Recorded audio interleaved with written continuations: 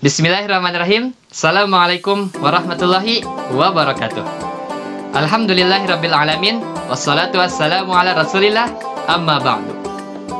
Teman-teman yang insyaallah dirahmati oleh Allah Subhanahu wa taala, berbicara tentang peristiwa nuzulul Quran berarti berbicara pula tentang proses turunnya Al-Quran yang sangat mulia itu. Sebab konsep dasar dari peristiwa nuzulul Quran, yakni turunnya kitab suci Al-Quran berupa kalamullah atau firman Allah Subhanahu wa taala kepada Nabi Muhammad SAW melalui proses penurunan. Sehingga salah satu daripada nama Al-Quran yakni At-Tanzil yang bermakna yang diturunkan. Hal ini termaktub pula di dalam Quran surat Yasin ayat kelima. Tanzilal Azizir Rahim. Dan Al-Quran itu diturunkan oleh yang maha perkasa lagi maha penyayang. Dan Al-Quran ini diturunkan melalui proses yang bertahap. Di dalam kitab Manahilul Irfan fi Ulumil Quran karya Muhammad Abdul Azim Al-Zarqani dijelaskan bahwasannya Al-Quran ini diturunkan melalui 3 proses. Apa saja itu? Yang pertama, Al-Quran diturunkan oleh Allah Subhanahu wa taala ke Lauhil Mahfuz. Hal ini dijelaskan di dalam Quran surat Al-Buruj ayat 21 sampai ayat 22.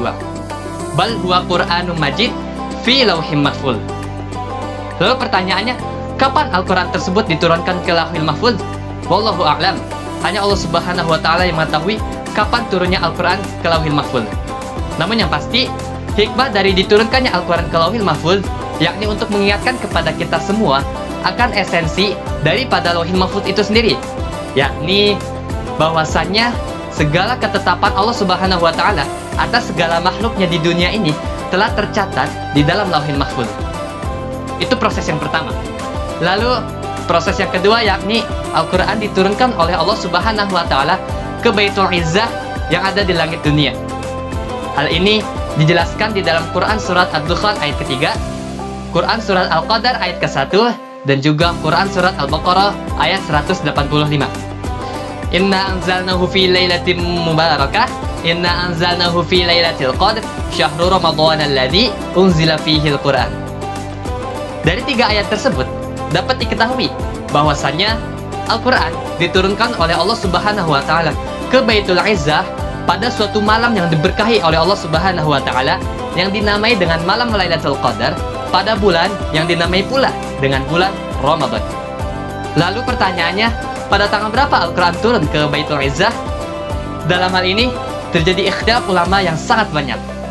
Namun yang pasti, Al-Quran tersebut diturunkan oleh Allah Subhanahu wa taala ke Baitul Izzah pada suatu malam yang pastinya diberkahi oleh Allah Subhanahu wa taala. Itu proses kedua. Lalu proses ketiga atau proses terakhir, yakni Al-Quran diturunkan oleh Allah Subhanahu wa taala ke Nabi Muhammad SAW melalui perantara malaikat Jibril. Dan proses itu terjadi selama 22 tahun, 2 bulan, 22 hari, atau apabila dibulatkan menjadi 23 tahun. Teman-teman yang insya Allah dirahmati oleh Allah Subhanahu wa taala, Al-Quran ini merupakan mukjizat yang sangatlah mulia.